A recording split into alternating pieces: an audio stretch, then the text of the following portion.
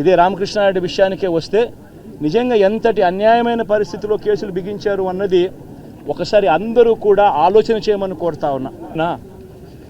ఇంకొక కేసు కూడా తన మీద హత్యాయత్నం కేసు పెట్టాడు. మే 13వ తారీఖున ఎన్నికల సమయంలో పాల్వాయి గేట్ అనే పోలింగ్ కేంద్రం దగ్గర తాను అక్కడికి వెళ్ళినప్పుడు జరిగిన ఘటన మీద అసలు ఎందుకు ఆ ఘటన జరిగింది, ఎవడన్నా కొద్దో గొప్ప కనీసం ఆలోచన చేసేవాళ్ళు ఎవరైనా ఆలోచన చేయాలి కదా. అక్కడ ఉన్న ఎస్సీలను ఆ గ్రామంలో ఉన్న సామాజిక వర్గం వాళ్ళు గ్రామంలో ఉన్న బూతులు లేకపోయి ఓట్లు వేసే పరిస్థితి లేకుండా ఉన్నప్పుడు ఎమ్మెల్యే అక్కడికి ఆ గ్రామానికి వెళ్ళినప్పుడు ఎమ్మెల్యే ఆ పరిస్థితిని చూసి ఎస్పీకి 4 సార్లు 5 సార్లు 10 సార్లు ఫోన్ చేసినా కూడా ఎస్పీ రాని పరిస్థితిలో ఉన్నప్పుడు, కనీసం సిఐని ఎస్ఐని కూడా పంపించిన పరిస్థితిలో ఉన్నప్పుడు, అటువంటి బూత్లో సెన్సిటివ్ బూత్లో కేవలం ఒకే ఒక్క హోంగార్డును పెట్టి బూతులు నడుపుతూ ఉన్నారు. అటువంటి పరిస్థితుల్లో అన్యాయం జరుగుతూ ఉందని చెప్పడం కోసం, అన్యాయం జరుగుతూ ఉన్న వాళ్ళ పక్షాన్ని నిలబడడం కోసం ఎమ్మెల్యే లోపలికి పోయి ఈవీఎంను పగలగొట్టే కార్యక్రమం జరిగింది. ఎందుకు ఈవీఎంలో నిజంగానే ఎమ్మెల్యేనే రిగ్గింగ్ చేసుకుంటా ఉంటే ఎమ్మెల్యేకి అక్కడ నిజంగానే ఎమ్మెల్యే పరిస్థితి అంత బాగుండింటే ఎందుకు ఎమ్మెల్యే ఈవీఎం పగలగొడతాడు?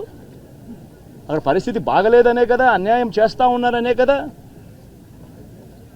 అక్కడికి పోయినప్పుడు అన్యాయం చూశాడు కాబట్టే కదా ఈవీఎం పగలగొట్టాడు.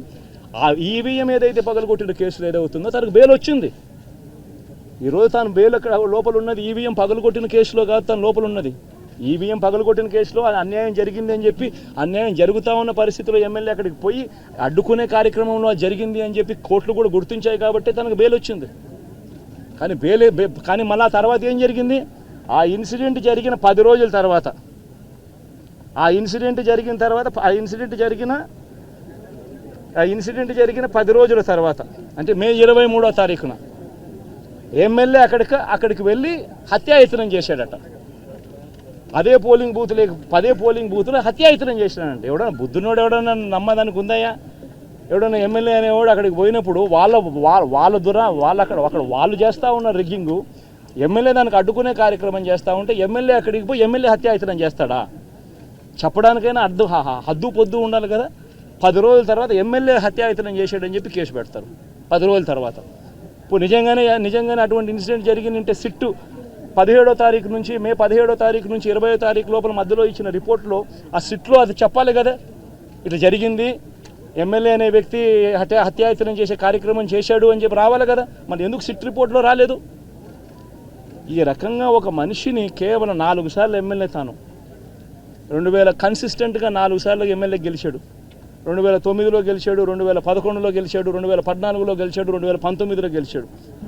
ఒక మనిషి కన్సిస్టెంట్గా 4 సార్లు ఎమ్మెల్యేగా గెలుస్తూ వస్తున్నాడు అని అంటే ఆ మనిషి మంచోడు కాబట్టే గెలుస్తూ వచ్చాడు, ఆ మనిషి మంచోడు కాబట్టే ప్రజలు ఆశీర్వదిస్తూ వచ్చారు. అటువంటి వ్యక్తిని తీసుకొని వచ్చి తప్పుడు కేసులలో ఈ మాదిరిగా బిగించడం ఎంత మటుకు ధర్మం?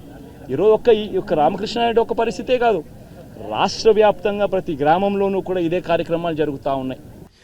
అలాగే మరొక విషయం, రాజకీయంగా నిన్న ప్రతిపక్ష నాయకత్వం నాకు కావాలని అడిగేటువంటి హోదా కూడా లేనటువంటి మాజీ ముఖ్యమంత్రి శ్రీ జగన్మోహన్ రెడ్డి గారు ఇక్కడికి వచ్చారు.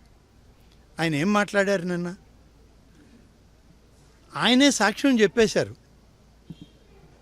పిన్నెల్లి రామకృష్ణారెడ్డి గారు ఈవీఎం పగలగొట్టింది వాస్తవం అని ఆయనే సాక్ష్యం చెప్పాడు. దానికి వేరే విచారణ అవసరం లేదు. సాక్షాత్తు జగన్మోహన్ రెడ్డే సాక్షి కాబట్టి న్యాయస్థానాలు కూడా ఎటువంటి విచారణ లేకుండా చట్ట ప్రకారం ఆయన మీద చర్య తీసుకోవాల్సిన అవసరం ఉందనేదే ఇవాళ నేను అనుకునేటువంటి కార్యక్రమం. ఇది వ్యక్తిగతంగా నేను మాట్లాడుతూ ఉన్నాను. ఈవీఎం పగలగొట్టింది వాస్తవమేనంటే సాక్ష్యమే కదా. జగన్మోహన్ రెడ్డి గారు ఆయన్ని పరామర్శించడానికి వచ్చాడా, లేకుంటే మరిన్ని కేసుల్లో ఆయన్ని దొరికిపోయే విధంగా ఈయనే సాక్ష్యం చెప్పడానికి వచ్చాడా నాకు అర్థం కావట్లేదు. వాళ్ళ పార్టీ నాయకులు ఎక్కడైనా ఇబ్బందుల్లో ఉన్నప్పుడు పరామర్శించడం అనేది పార్టీ నాయకులకి మామూలుగా అలవాటే అది. కానీ నిన్నటి జగన్మోహన్ రెడ్డి పర్యటన పిన్నెల్లి రామకృష్ణారెడ్డి నా పార్టీ వాడు తప్పు చేశాడు, ఆయన్ని చట్టపరంగా శిక్షించండి, న్యాయపరంగా కూడా శిక్షించండి సాక్ష్యం చెప్పే పోయాడు. అది ఆయన ఇక్కడికి వచ్చి ఆయన చెప్పినటువంటి మాట.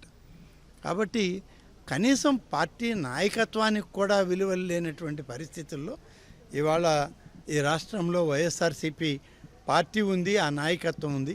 కాబట్టి భవిష్యత్తులో వైఎస్ఆర్సీపీ పార్టీ ఈ ఆంధ్రప్రదేశ్లో మనుగడ సాధించలేదనేటువంటిది సుస్పష్టంగా నిన్న ఆయనే చెప్పిపోయాడు. కాబట్టి దీని గురించి పెద్దగా మనం వేరేగా అనుకోవాల్సిన అవసరం లేదు. Thank you.